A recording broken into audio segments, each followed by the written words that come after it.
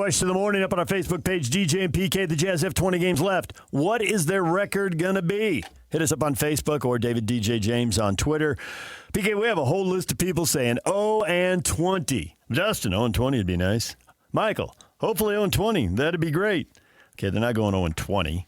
They're going to win something. You don't know that. Nick says 1-19. Yeah, actually, Nick's got him accidentally winning a game they didn't mean to win. Well, I got accidentally in love, so I understand that. Our old Mike Strauss. He was sports information for Utah State football. I remember. Are you going to go to his game notes?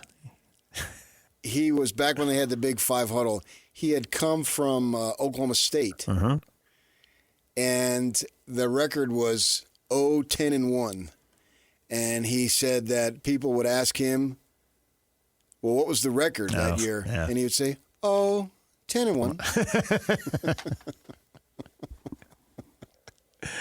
Shifted everything to call him to the left, and it sounded a lot better. 10-1. Yeah. Ned thinks 5-15 is my guess. Ned, I don't think there's any chance the Jazz are going to win 5 more games. I would find that very surprising. So then you have between 1 and 4. I was thinking 3 or 4 when I saw this. Brian says they probably win 3 to 5 games. I thought Brian's in the neighborhood. 5 seems like a lot to me. At this point in the season, everybody's losing. They're playing young guys. They're playing lineups that they know aren't going to win games. Just see how guys play. And it's, the Wizards at 6 in a row. The Pacers and Jazz at 7 in a row. The Nets have lost 9 in a row. I just think there's going to be a lot of losing by these teams down the stretch. And some of them play each other, so that somebody's got to pick up some wins. The Jazz get 3 or 4. 4 seems to me like the high end. I can't really imagine them winning more than 4 games the rest of the way. They haven't really – that's just kind of the pace they've been on here. Winning 2 out of 10. 22, 23 wins as the final tally? Yeah. Is that where you are? I would say 21 or 22. 3 or 4 more wins. They've got 18 now. They've won 29% of their games all year, so if they win 20% down the stretch with these lineups, yeah. Maybe they'll underachieve that. Maybe it'll just be 1 or 2. We'll see. I don't know. Well, that'd What be about great you? if that was the case. Do you have a gut instinct, a gut number? I think they have the ability to win just about any game.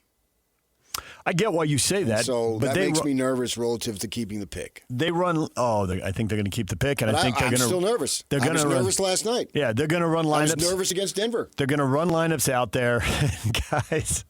Last 2 games, I was nervous. Yeah. I don't care what the lineups are, I just think unless they sit down George. When he hit those 2 threes, it did occur to me, well, maybe they'll win this. I got to say, I wasn't nervous. There was still a lot of time to go. Oh, I was nervous. 4.5 minutes. I was nervous We gave it up virtually the whole pretty quick. game.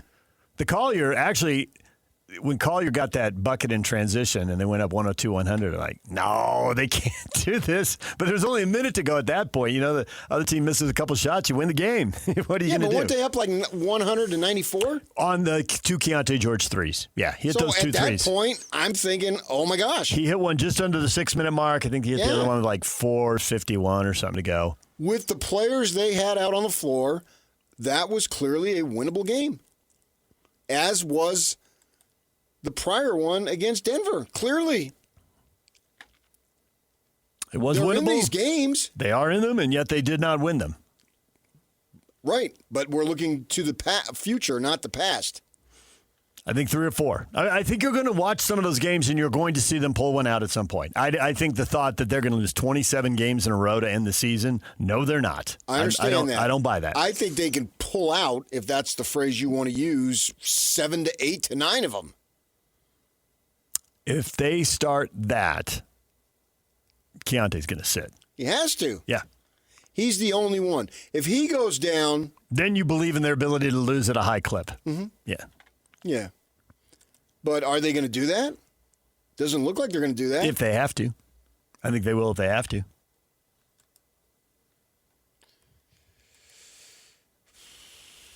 I think they've shown they will do just about anything if they have to. I think they have a really good front line, and none of them are playing. And they've set other guys along the way. If they were in a playoff push, would Keontae have come back after the All-Star break? I didn't get to examine his ankle, so it's just a guess, but I guess yes. They had at least a semi or quasi-legitimate reason there, so they could get away with it. Yeah. and nobody would get on their backs more than they've already been on their backs, which they've been on their backs. So I'm not going to say nobody would be on their backs because they've already been on it and continue to be on it. So we'll have to see how that plays out. But very rarely has he sat without a literal, at least plausible explanation beyond rest. Now, I don't think they can rest him more than 2 or 3 games without going through a bunch of people just going berserko again. Yeah.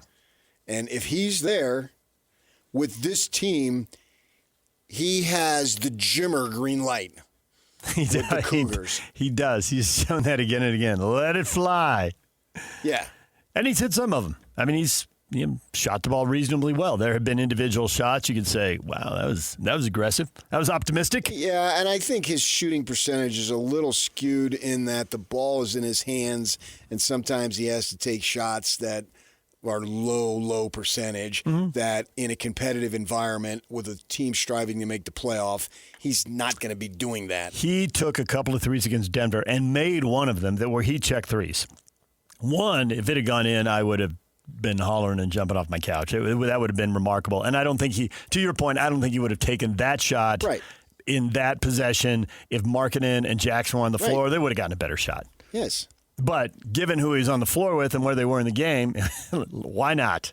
You made the last one, I thought, no. Oh, good shot. He can do that. I mean, when he gets in his zone, look out. Now, the only question is how often can he get in one of those zones and how long can he stay in them? Because when he has it going on, it's spectacular. Well, I look for him next year to be the potential for a decent level role player. Yeah, I was thinking that with Jackson, we don't know what kind of moves they're going to make in the summer, but with the lineup we would guess right now, Jackson, Markkanen, Keontae, they score at least 70 points a game between the three of them, maybe 75. Can only be among. You can't be between the three. Okay, among the three of them. And I'm not sure how that gets divvied up. I could take a guess, but it's just a guess. And I'll be curious to see how that works. It's where do you want to go, but then how does the team defend you, and do you have to go to a second or third option because they overplay one guy? But he'll be fine in whatever option as a secondary option, whether it's 2, 3, 4, it doesn't really matter. And there'll be nights when he'll be the primary because he'll get one Iron of those Man zones. Markkanen ain't exactly lacing him up every game. So as much as they sit him, and it's because they sit him when they really want to play him 82 games in a row, we also don't have any evidence that he can do it when they want it. So there's zero. He hasn't done it ever. No. I would expect him, as I saw in somebody's fake injury report, out and in parentheses, facial beautification. That's funny, whoever came up with that. We need more fake injury reports from the NBA. Yeah. Facial beautification. Can't go, Coach. Got the hot towels going. Well, need the night off. Doesn't he seem like a spa kind of guy? He doesn't seem to have a beard or any. Yeah, it does so. And he got the Jerry curl with the hair and all. Doesn't he look beautiful? Right? Am I wrong here, people? Topics I didn't know we were going to discuss If I'm this wrong, morning. let me know. Doesn't he seem a little on the pretty side? Come on. I mean, I got to be the one who's going to say it. You want some facial scars? Toughen them up. Well, if you don't have a beard, you can't grow a beard. You can't grow a beard. I don't care Scraggly. about that. Well, you need something. Well, you can shave the head. No, you can be as pretty as you want as long as you play 82. I don't care. But when I say pretty, I'm not just listening it based on facial hair and looks. Yep. He's sort of a pretty kind of guy. The next 70-game season he plays will be his first one in the NBA, and he's coming up on a decade. I want to. This is 9 years in now. Be able to call him Iron Man Markkanen. So with him sitting out 20, 30 games, it's going to create more opportunity for other guys to get shots. Sure, and Keontae should benefit from that. Opportunity for George to go step in that role and get those build upon what he's done this year. Go get those FGAs. And make them. Yeah. And be a leader on this team. And he wants to win. He's the one saying, whoop-de-doo on the stats if you don't win. That's what he just basically just said. We just played it. I got 30, but let's not go crazy. We don't win the game. Yeah. Right. So clearly he wants to win. He's established himself as an NBA player. If the Jazz cut him today, there'd be 20 teams trying to pick him up. Right? So he's an NBA player. He doesn't have to worry about survival in the league anymore. That has been accomplished. Now, how good can you be? And if Iron Man's sitting over there because the what do they call that? Facial beautification. The when they fix your nails, if they got cut. Manicure? Yeah. I knew you would know. And so when he got the manicure and he can't go tonight, now it's time for the backcourt, It's a Wonderful Life, of George Bailey to step up. I'm expecting both of those young men to have improvement, a fairly decent level of improvement next season based on what we've seen this year. Yeah. And it's shocking to me that people haven't picked up. I'm giving them It's a Wonderful Life, a George Bailey backcourt. Use it, people. Let's go. We need a marketing campaign. I'm too old to get any more credit. Nah, you're never too old for credit. I don't need it. I don't want it. Validation is not part of my game anymore. What? You're funny. So I expect George to do well, and I expect him to do well over this final 20. And when he plays, it makes me nervous that the team can win. And I only need to look back at these last two games. And yet they didn't win. So if I told you, that doesn't matter. If That's I told you 3-17, well, you don't want him getting blown out either, though. You don't want him non-competitive. I know. I get it. I agree. You're right. You're going to be stressed or worried no matter what happens. But in the end, I think it's going to be all right. When he plays, this is my statement. I am nervous about them winning. Yes. And look at the last two games. And when you factor in, as you said, the crappy teams who are trying to lose too. Yep, and they've got some of them on their schedule. Right. Somebody's going to have to win. This is just the first of two with the Wizards. We get to watch this one again. Yay.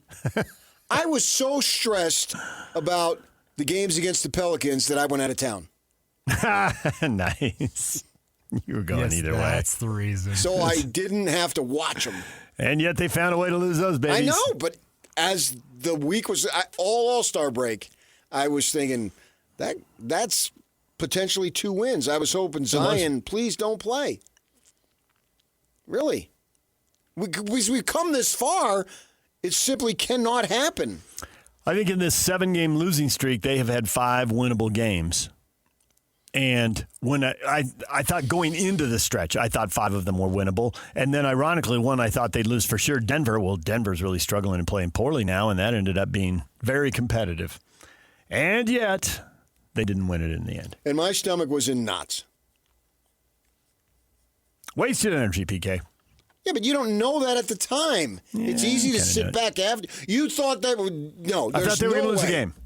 Yeah, you thought that going in. But I'm talking about when the game is actually being played. You thought for every second of that 48 minutes, they're going to lose, they're going to lose, they're going to lose. No freaking way. There's no way I was 100% sure they were going to lose. But at the same time, I wasn't worried. As the game is progressing and it's down to a one-possession game late, no way. Because I have enough faith in these guys that even with the lineups that they're playing, That's why I told you they've they got need players that are capable of making plays. It's why I told you they need a veteran guard if they really want to win in the playoffs next year. And you said, hey, they got Keontae, and he's They'll had have big one. games. But in the last 2 minutes, 5 minutes, whatever, when the pressure gets big, a veteran guard like Jamal Murray in Denver is way more likely to make shots right. than Keontae. Okay, go get Jamal Murray then. They're not going to go get Jamal Murray. He's not going to be a player available. like him. That's it. Yeah, I and just- to get him a veteran center and a veteran power forward and 5 veterans off the bench. Sure. I thought going down the stretch, it's more likely Tyrese Maxey makes shots than anybody on the Jazz. It's tight, but they're probably going to do this. And those are the guys who make the shots and win the games in the biggest possessions. Yeah. And it's not perfect. They miss shots. And I after the Collier layup, I thought, they just have to miss a couple shots. He was 8 of 22, 2 of 10. Murray had a great shot, or had a great game against the Jazz, but he had a big turnover late in that game. I mean, once you're down to 1 or 2 possessions, anything can happen. But most of the time, they're not going to pull it off. And to your point, I think they will. I think they're going to win 3 or 4 games down the stretch. When that ball against Denver was tossed over to Flipper, and he was wide open in front of the Nuggets bench. I did not know what would happen, but I kind of expected him to miss. Oh, my gosh. Man, you don't. He was wide open. His feet were set. Because I look at him, what is he, like a 30, low 30s? I'd have to look up I don't know what his percentage is right now. Man, you're worse than Locke. You think these guys really suck. I don't think they're going to win a lot of close games right at the end. It doesn't. And I think they're going to win 3 or 4. At that time. It's not a lot of close games. It's that shot at that time. If he hits that, I am not in the least bit surprised. Yeah. 33% three-point shooter. And probably the better because that was a quality shot. Which means he makes 33% of his shots. Yeah, 1 to 3 shot of it going in. And you could argue maybe even a little better because, to your point, he was open. His feet were set. You know, these aren't all. There wasn't a good, strong closeout on him. No. You know, so, yeah. So I'm not sitting there assuming he's going to miss it. Give me a 1 in 3 chance I win the lottery. I'll play it every time. Every time. I know. Give me a 1 in 3 chance that the next plane I get on is going to crash. I'm not getting on the plane. I believe in their ability to lose because they're trying to.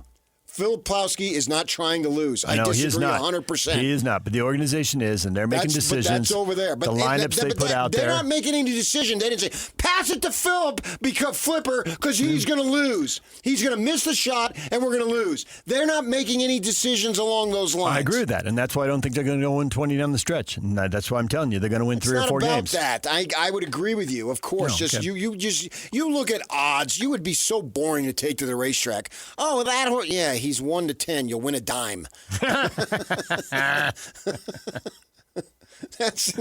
There's no joy in winning a dime. I get that. So yeah, they're going to win 3 or 4. You just pick the most obvious answer. And it's going to be the right answer too. But that doesn't change the fact that they could do more and lose this pick. I have more faith in these youngsters than you and Locke combined. All right, we'll leave it right there for now. And there I'll you go. tell you, 20 games to go. And also, I think if they win 3 or 4, I think they're one of the 5 worst teams in the league, and I think they keep the pick. If that's the case, then fine. Yeah. So the bottom line is keep the pick. Yeah. Whether you go 20-0 or 0-20, it doesn't matter.